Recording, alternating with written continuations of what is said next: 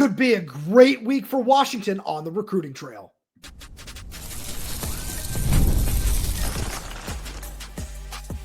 You are Locked On Huskies, your daily podcast on the Washington Huskies, part of the Locked On Podcast Network, your team every day.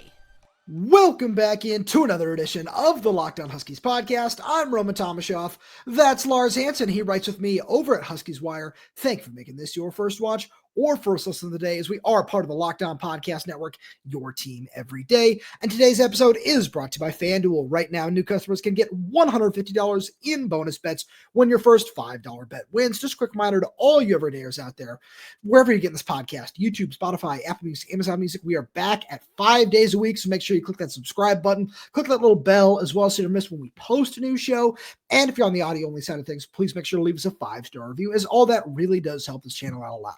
Now, Lars, we got a really fun show coming at all the everydayers today. We are each going to ask our biggest question that we want to see answered during fall camp leading up to the start of the season. We'll get to that a little bit later on because we've got a whole lot of recruiting to get to today. There's some names that the everydayers know full well. A few of them have decisions coming by the end of the week, call them, Saturday, Sunday in there.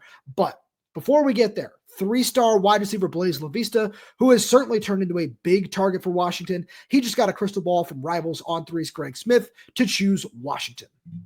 No pun intended on big crystal ball, because this is a guy where we looked at the offer initially and a lot of people questioned it in terms of like, why are you going to Illinois for a guy? You already have all these West Coast targets. And again, turn on the film and you see like blazing fast, blazing saddles, if you will, one of those kind of a guy that you might have not thought about a ton, especially when you look at his offer list. Like his offer list is kind of surprising when you turn on the film. It's like, how is a few Big 12 schools not on that list, or a few other Big 10 schools? Like, he's got the talent to play in the Big 10, clearly. And I think this is another clear example of trust the evaluation from Matt Doherty, Jedd, and Kevin Cummings, and wait probably 2 years, and then you'll be pleasantly surprised.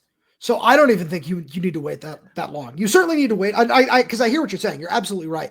Where it goes back to something where, I was talking about it on the show the other day, where whatever MVP alpha dog thing he wanted, like the overtime 7-on-7.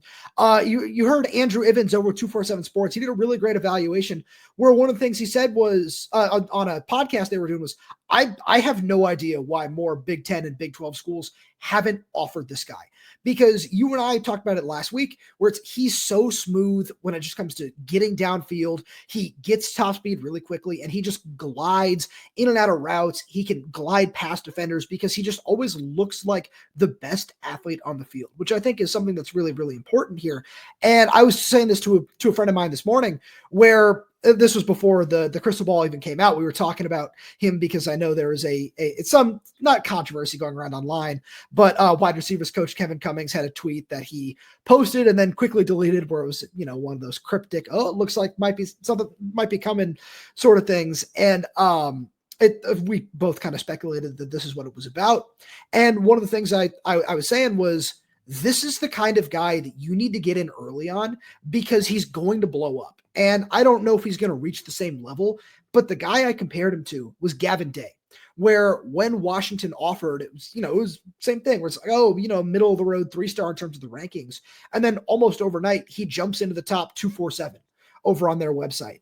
And that's one of those things where, with the talent that Blaise La Vista has, when you actually go and turn on the film and see somebody who 40% of his receptions as a junior in Illinois went for touchdowns, he led the state in receiving yards. These are all things that are really, really important. And if, over the next couple of months, we see more of these Big 10 and Big 12 schools start to try to swoop in and offer him, it's something where Washington got in at the right time. And I feel like by signing day, that's what we're going to be saying about this kid if this crystal ball comes to fruition.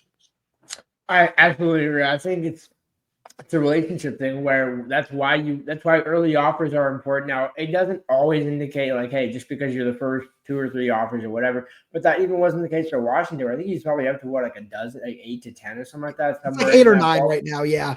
In that ballpark. And if he ends up doubling that by the end, when it's all said and done, we won't be surprised. But again, this is why you get in early, and it's not a missing out on a Madden win. It's not missing out on a Daniel. Although, you could make that argument if you want to, but it's a case of You try it on the West Coast. If those guys want to go somewhere else, that's why you continuously evaluate. That's why you're not just kind of trying to settle and put all your eggs in one or two guys' basket.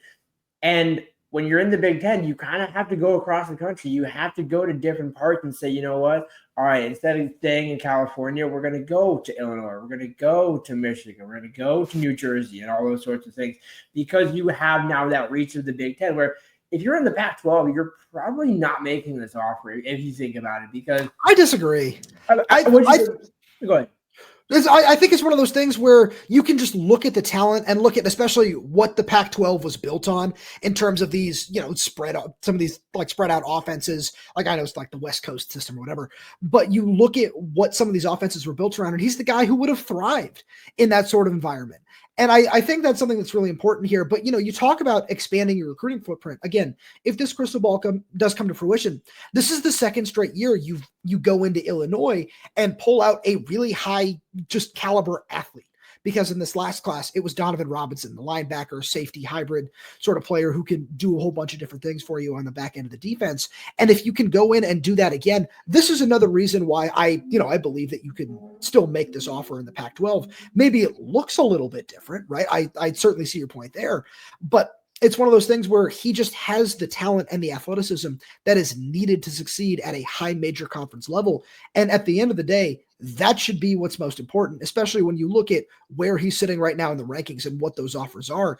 I think it would be just as easy to argue if you were a Pac-12 school to say, oh yeah, Kent State, Marshall, those sort of schools are his best offers right now. Why not go out there and get that sort of talent? And then, the Pac-12 being horrible at marketing as it was, you can still make an argument of, hey, look at this kid from Illinois who came out west and is thriving, sort of thing.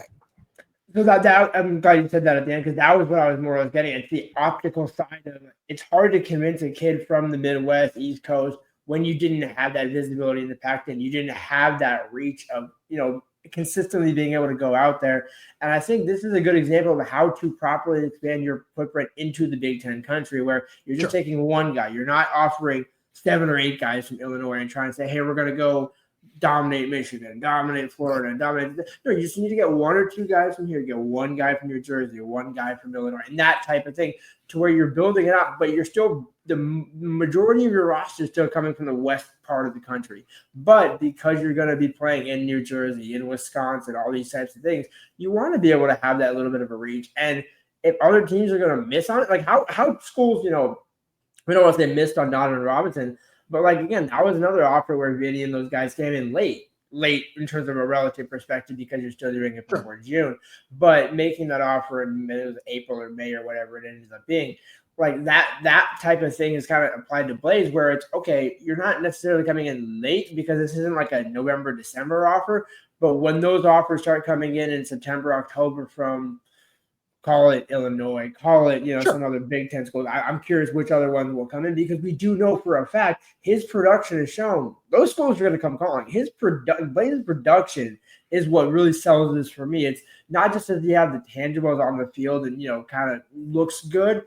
You can also see the production value, which, again, to your point, getting back to full circle here, is probably why we won't have to wait long to see him on the field, just because he's the guy that in high school found ways to produce early. And we're talking about double-digit touchdowns. I think 21 touchdowns total. 24, okay. Somewhere in that ballpark, where you're looking at thinking it's not just he's got 8 to 10 touchdowns, looks kind of nice, 400 or 500 yards, looks kind of nice, might be a good projectable body. It's just, for some reason, it's almost like a sleeping 4-star that just nobody wants. And you talk to the kid, he's a great kid. Seems like all the boxes check. And again, shout out to Matt Doherty and the staff for making this offer, because, I would almost be curious, when did he reach their radar? That would be kind of my curiosity, where I would assume they probably knew about him, and then you kind of just maybe wait and see, okay, the guys that you maybe had higher on your board don't commit, then you extend this offer.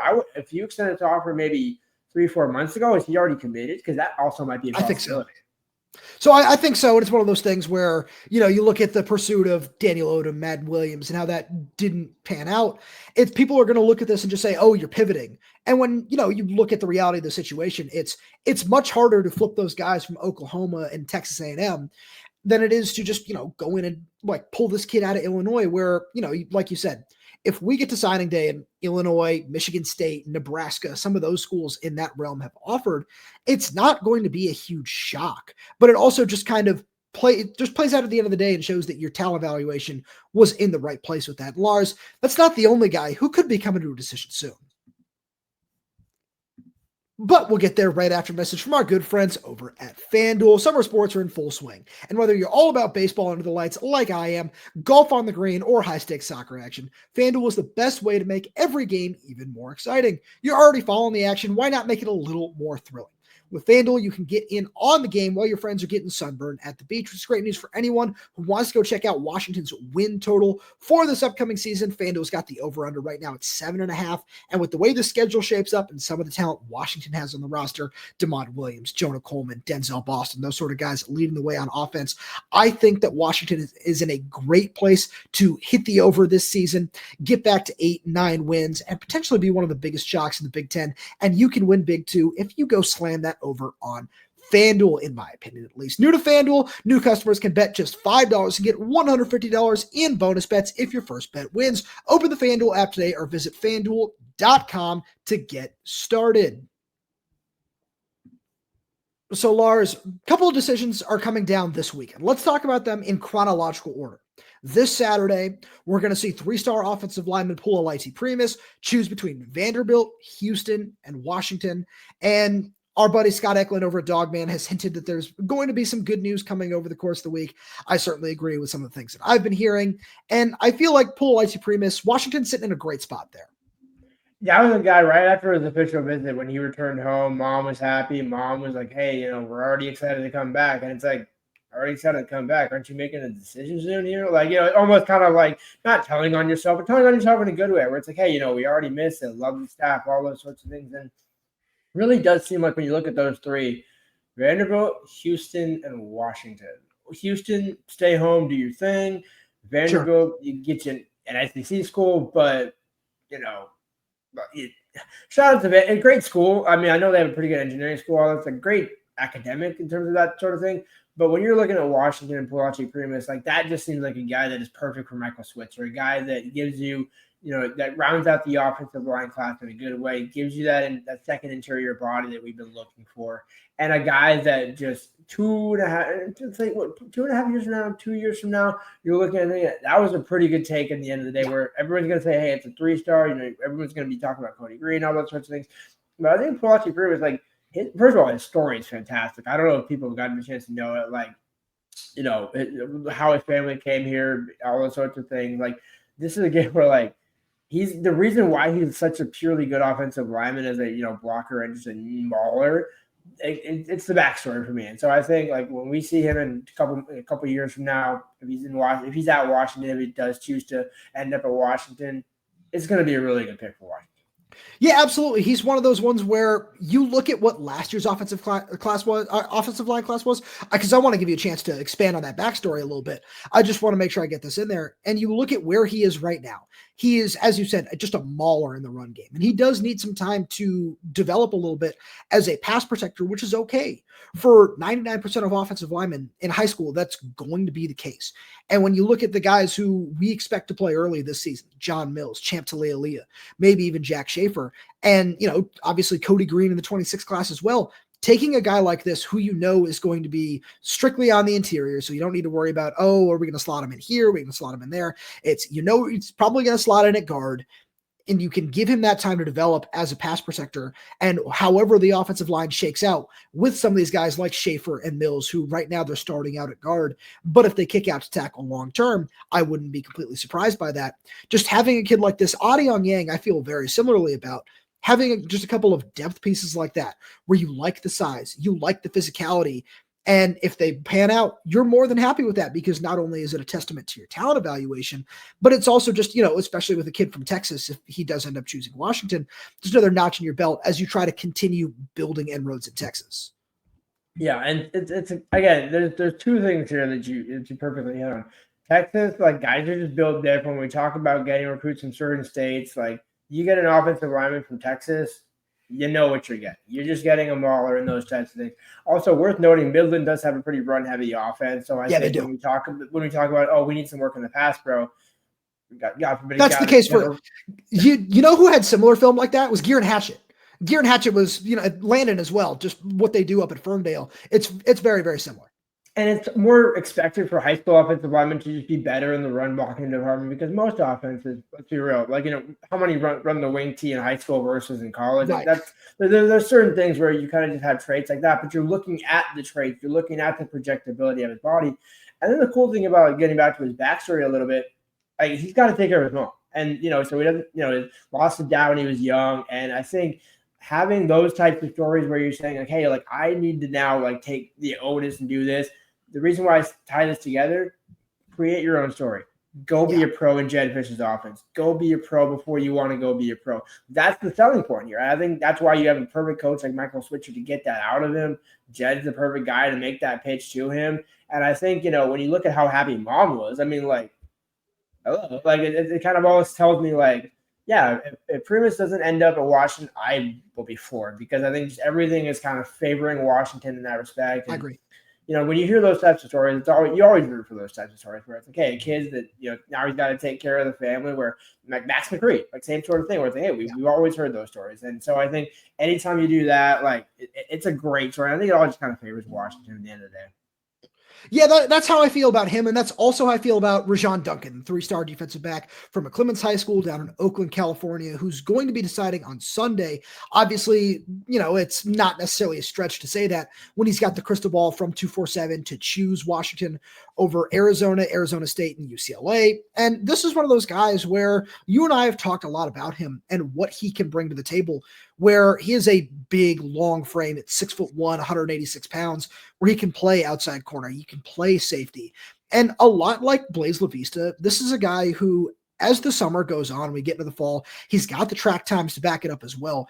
If he's somebody who gets a big time ratings bump, I'm not going to be super shocked by this because it's one of those things where you turn on the film and you see somebody who hits like a safety, as Greg Biggins notes in his evaluation over there as well, but has the frame and just the mindset to play outside corner if need be.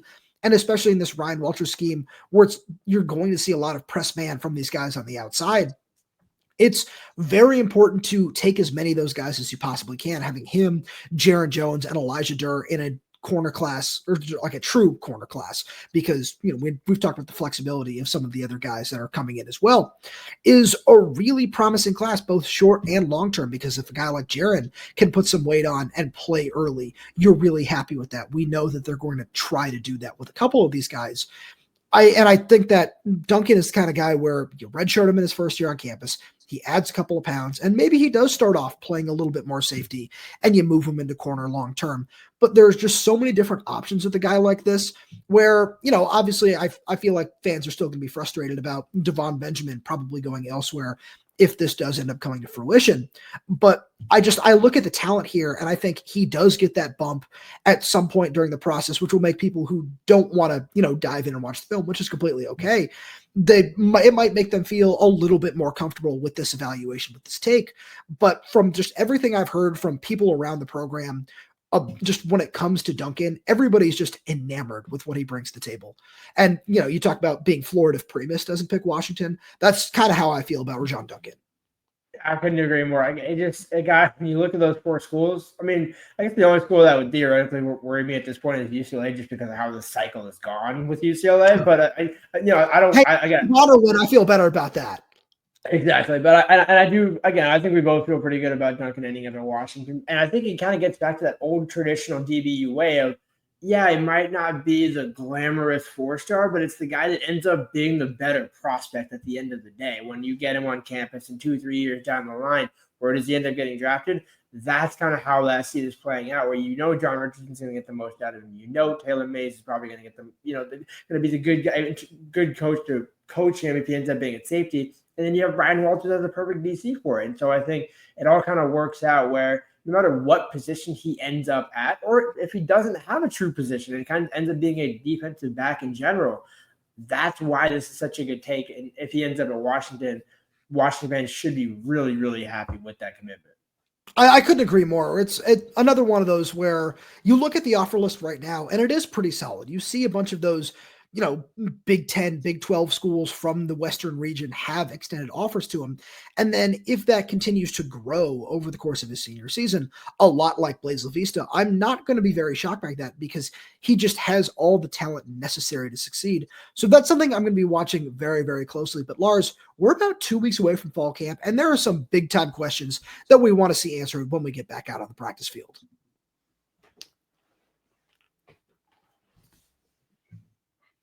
Lars, I want to give the everydayers a little bit of backstory here.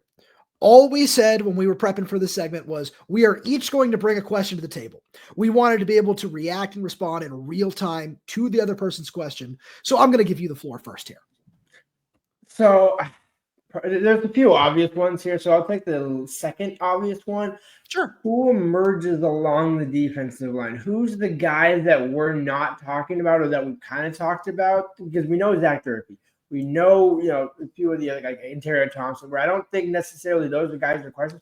Who is the younger guy behind them? Is it Elinneus Davis? Who are the guys along the defensive line that end up vaulting up? Because there's so many bodies along the defensive line. Someone's going to get left out. A couple guys are going to get left out. How does that end up coming to fruition? And then pairing that with Javon, when does he end up coming back? Like, how does the defensive line end up coming to fruition? Because there's so many types of bodies. There's so many different types of bodies. There's so many guys along there where I'm not concerned about, do you have the bodies? I'm curious which two bodies end up coming together and saying, hey, you know what? I'll be the pass rusher. I'll be the interior pass rusher. Who are the guys that are actually truly going to emerge this fall? So I'm glad you put it that way, because this was like my number one thing as well when, I was thinking about how we were going to do this. And because that's my biggest concern coming into fall camp is how is this defensive line going to work out? And I think the best possible answer here is it's not going to be one guy. And I think that's the thing here where, it's something we've been talking about really since spring camp got underway, where we looked at the defensive line and it's, oh, well, this guy's good at this. This guy's good at that. I like the potential that this person has in this role. And I just think that the combination of all of that and the depth that we're going to see from Elinneus Davis, from Bryce Butler, from Omar Khan, from, all these incoming transfers as well, Armon Parker being another name that I want to make sure I throw in there as well. That's what's going to really help bring this defensive line forward in 2025. And I've seen a lot of everydayers in the comments over the last couple of weeks, whenever we've had conversations about non-defensive line units saying, oh, well, the recruiting needs to pick up. You want to see this, you want to see that. And I agree, but those are future questions right now. I think the way the defensive line is set up for 2025, it's going to surprise some people because of the depth that we didn't see last year. And then I look at just this front seven as a whole, and I think that that's something that I don't want to say it's going to surprise some people because of the veteran linebackers that you have, and a former all Pac-12 first team guy in Jacob Manu, obviously health pending there, a preseason all Big Ten guy in Buda Alukta, what X-Ray Alexander brings to the table, what we saw from Devin Bryant during spring camp. And you alluded to this on our mailbag last week, where that combination of guys combined with what we're going to see in terms of a step forward in the depth and production from the defensive line, at least for this season, I think that a lot of people who have that question are going to be pleasantly surprised with what we see from the front seven as a whole. We left out Ta'ita'i Uiagalelei, another veteran guy that comes down, and you're just kind of looking along the line. There's so many bodies. Like, I think last year we were kind of still so used to be like, oh, who's going to fill this spot? Who's going to fill that spot? And I think, I don't even know necessarily if, and kind of the biggest question might not even be answered, because even if there's 2 or 3 guys that emerge, I still think you could have 2 or 3 guys emerging throughout the season. I think, we could have 1 or 2 guys seem like they're emerging in September, and then I'm not saying they'll fall off, but just maybe, it could go game by game in terms of sometimes you're going to have, matchups and things like that. And then, you can have counted injuries, but then you're going to have Javon come back. You mentioned Armon. So, right. Whenever Javon does end up coming back, that's another bonus there. And I think, Armon is probably the biggest question, just purely along the defensive line, because we haven't seen him in a game. And I think if he's able to return to his high school form, oh my word! Like, I think the biggest question is absolutely, kind of out the window at that point, because that is a game record on the interior that UW just flat out didn't have. And I think that when Inoke went to go get those guys out of the Midwest 3 years ago now, I think I want to say, that was the vision. And now it kind of is about to come to fruition because J1's still coming back off the injury. So whenever it all comes together, it almost doesn't matter how it looks. It's going to look really good. So I agree with you there, but I want to pose a question to you before we move on there, because you mentioned Ta'ita'i Uiagalelei, and I certainly agree that he's another guy that's going to have an impact. But what is the one thing that all the names I did throw out there, what's the one thing they have in common? Younger. Yes, they all have eligibility remaining, which is kind of the point of this. Is it's why it's still okay to, rely on these experienced guys in their final year of eligibility. Logan Sagapolu, I think you and I both believe is going to be better as a true nose tackle this year. Samode Pepa, Antario Thompson, Ta'ita'i Uiagalelei. Having all those guys is great because you want to make sure that you have those experienced bodies up front.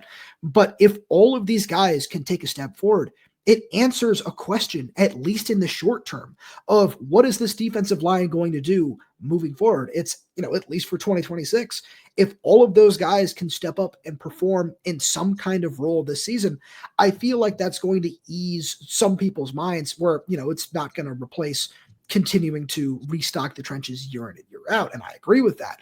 But I think it's going to put some people's minds at ease a little bit, at least for the short term, if we do see Bryce Butler, Elinneus Davis, Armon Parker. Let's say it's just those three guys, and the other ones, don't play. Somebody gets hurt, which is just something that happens along the defensive line. Or let's just say those three guys take a step forward. I think people are going to say, oh, okay, at least we know going into 2026, there are a few quality bodies that we know that we can rely on for that next season. So that's something I'm going to be watching really closely. But my biggest question, I think maybe even more than the defensive line right now, is something I talked a little bit about on yesterday. Actually, not a little bit. I spent a whole 10 minutes on it, was the offensive line and who is going to emerge as the true starting five. Because it's another thing that I think you and I both see online a whole lot is, having a rotation on the offensive line isn't necessarily your best five. And I certainly agree with that. But at the same point, with the way that you and I think that playing time is going to work out with some of the younger guys this season, I think it might be your best option, and it could end up being a quality product. Yeah, I mean, when you look at the setup of the offensive line, I mean, you have tackles that you're probably not doing a rotation of younger guys at tackles, but along the interior, I think is where we're going to see it. And, with Paki, with potentially John Mills, potentially Champ Taulealea, a few other guys you can throw in there, Zach Henning, obviously. But I think, what's going to be interesting for me, speaking of, ahead of fall camp, it's going to be how does the tackle situation work? Because if Max ends up being your sixth offensive lineman, that's a good problem to have, but that's more of a tackle thing. If call it Paki is your sixth offensive lineman, that's just a good problem to have because that means somebody else also emerged along the interior. If I think Garen Hatchett is kind of the enigma / X factor in this whole situation because he can play center, can play guard, obviously won't play tackle, but a guy that can just kind of be that key veteran aside from Carver, aside from Landon, his younger brother, and aside from, if you want to call it as a party a veteran now at this point, which is fair to do because he's going to be going into his third year here. Third year in terms of, playing and starting and things like that. Obviously was at San Diego State first.